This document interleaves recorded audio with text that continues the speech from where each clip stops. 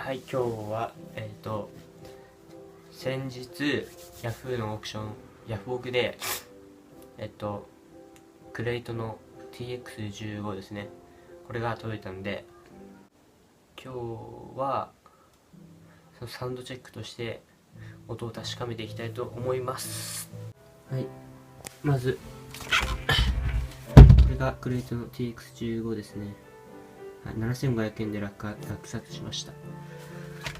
で、これが以前使っていたマイクロキューブ GX だっけな、確か。はい。で、今日はこっちの音を確かめたいと思います。では、電源入れていきましょう。ちなみにマイクで音をチェックします。